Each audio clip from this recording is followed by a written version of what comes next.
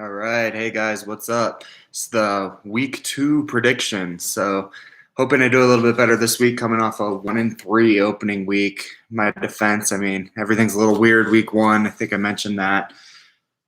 Like you've said, no one could have predicted best in the league losing top quarterback right off the bat and having another one that, just didn't do anything. So tough week, but we're gonna try and get back on track today. So I'm just going to run through my predictions, kind of some analysis of each matchup, and we'll see how this goes. So I'm going to start us off with Trust the Process versus Cup to Canada. This is really my matchup of the week. I think it's going to be a fun one. Both teams are coming off kind of unexpected results. I think Tim securing a win this early in the season was not something I was predicting. But the team looked good. I mean, he had some overperformers, overachievers, and some guys that I think are just going to step up this year. So it'll be interesting to see, what Tim does with a team that, might have a shot at winning a few games. So we'll see if the sell-off continues or if he's going to start accumulating some assets for this season.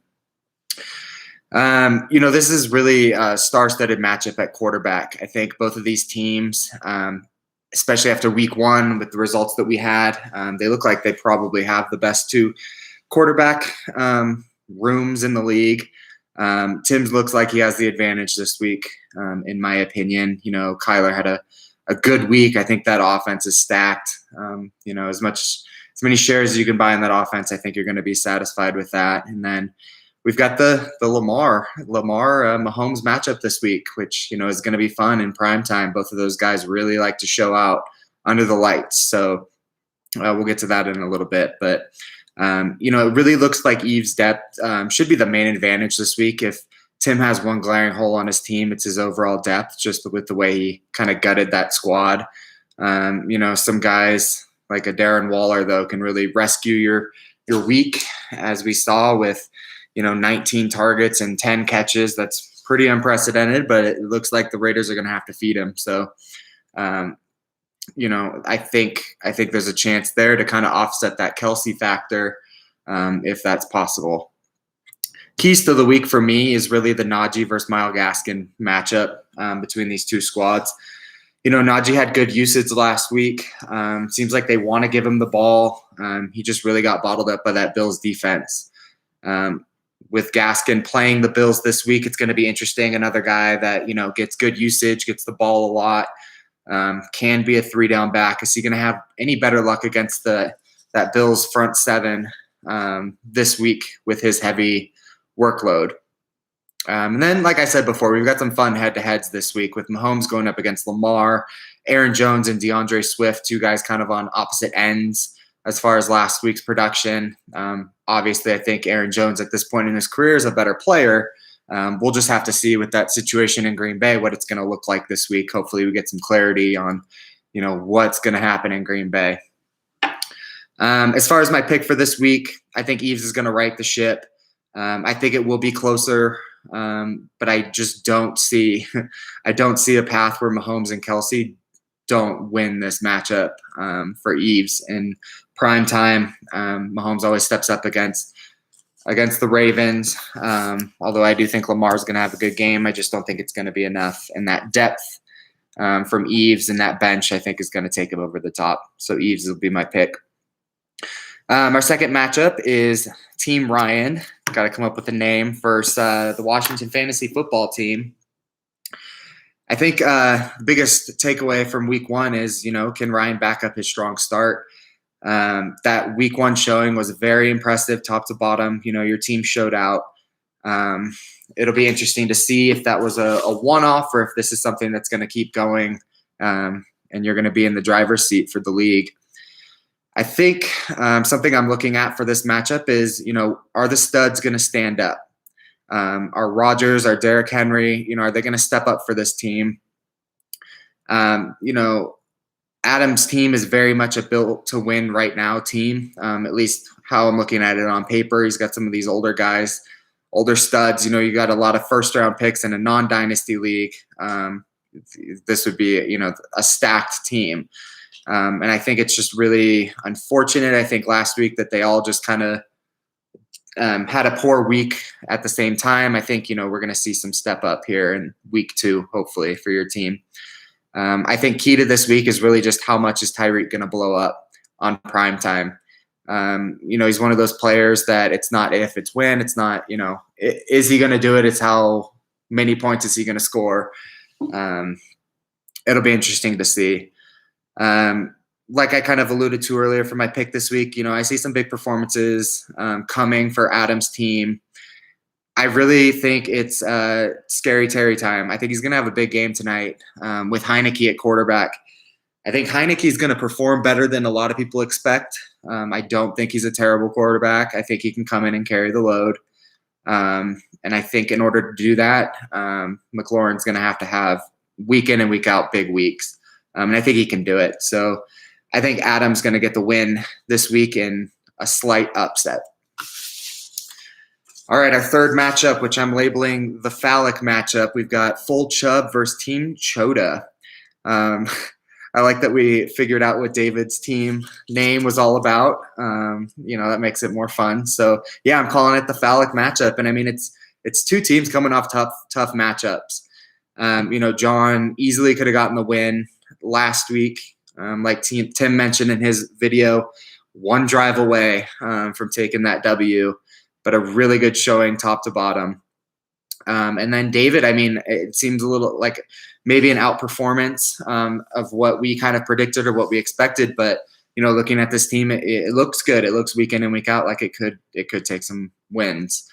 The more I look at John's team, though, really the more I like it. I think guys like Zeke, I think Zeke's going to eat. I think he's going to step up this week. And I think, he may not be a top 4 running back, but I easily see him in the top 7 this year, which I think is enough to get John quite a few wins. And I really like John's quarterbacks in this matchup. I think that's a distinct advantage. As far as David's team, the advantage is huge at wide receiver. I think he's got 2 guys in Diggs and DK Metcalf that are really hungry for a big week this week after not having too good of showings last week. These guys are studs. They're going to get the ball. I think both of their teams realize they need to get them the ball. So look for big weeks from them. Although I like John's team, I think David's going to get the win just on the back of his wide receivers, even going down into the depth. Looking at CD, I think, CD Lamb's going to have another big week. I mean, he's a stud too. Dallas is going to throw the ball. After this week, putting John at 0-2 was really tough. I think on paper, John will be one of the best 0-2 teams I've seen. And I'm going to go out on a limb and say John will be in the playoffs at season's end. Despite the injuries, despite everything, I like how this team looks. And I think John's going to take one of those playoff spots. So I'm picking, again, what might be an upset. I'm a little snake bitten after picking all the favorites last week and only winning one of them. So, but yeah, David, I think, is going to get the win this week. Finally, that brings us to our fourth matchup, Bills Mafia versus Ben, another team with needing a name. This is the battle of the 1-0 teams. I think opposite kind of ends based on our breakdown of, our season breakdown last week. But Ben's team, came out and took the W. Not an easy matchup there, but he got it done. So, one of these teams is going to come out 2-0. Key for me, especially on my team, wake up Josh Allen. That was a terrible performance all around by the Bills. They did not look like Super Bowl contenders, MVP contenders. It was just a bad blend. That Steelers defense is legit. That's definitely a defense when your players are going up against you, you're going to have to consider, but just not a Josh Allen performance that we're used to. And on my team, there were quite a few players that had similar performances to that to lesser extent. Calvin Ridley did not perform the way I had hoped. Clyde Edwards-Helaire, obviously Josh Allen.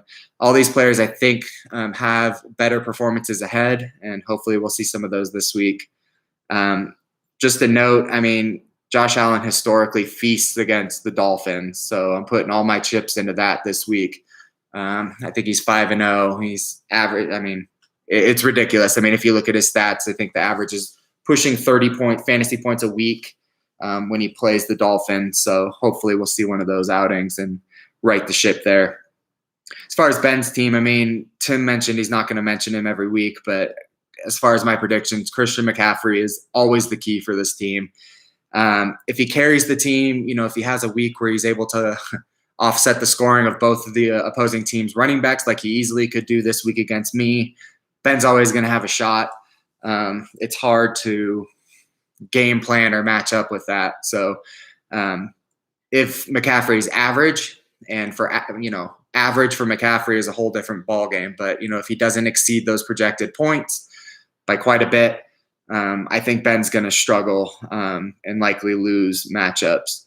And looking at New Orleans' defense this week going up against McCaffrey, they did a great job of shutting down Green Bay last week. I think they're going to focus all their attention on shutting down McCaffrey, and we'll see how that looks. But I am going to go with Bills Mafia taking the win. I think it'll be a big one as far as margin of victory. I just think it'll be a perfect storm of hopefully some of my guys waking up.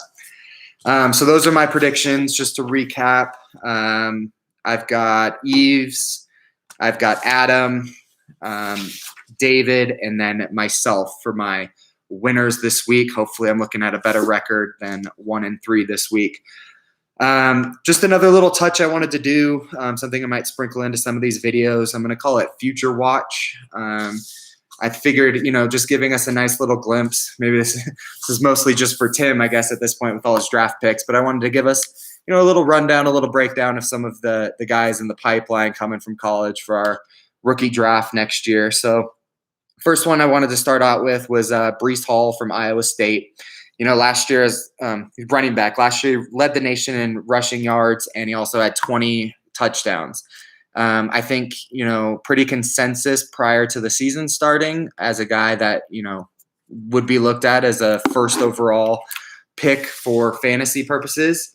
Obviously, we're in a super flex league, so that adds a little bit of a wrinkle. Those quarterbacks are probably more at a premium, but definitely a guy looking at the first round, for the rookie draft. Has struggled out of the gate this season, though. Has back-to-back 69-yard games. Not good by his standards, although some people might consider that lucky. Has one touchdown each game. Coming off a tough loss against Iowa. Wasn't really a factor in that game. I know Iowa State's hoping that he'll be able to step it up and salvage their season. And I think a lot of fantasy players are probably hoping for the same thing.